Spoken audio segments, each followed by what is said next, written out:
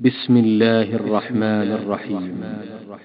ما هم بأمة أحمد لا والذي فطر السماء، ما هم بأمة خير خلق الله بادأ، ما هم بأمة أحمد لا والذي فطر السماء، ما هم بأمة خير خلق الله. التيجاني في شريط له يقول: هذا الرب الذي يرضى أن أبا سفيان يموت على الإسلام وأبو طالب يموت على الكفر، ما نريد هذا الرب. أعوذ بالله.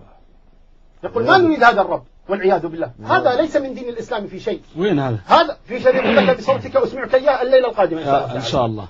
ما قلته؟ لا. طيب جيد. اشهدوا يا ران ما قال. هل ينكره أم لا؟ يلا نحب نسمع، أنا أريد أن نسمع.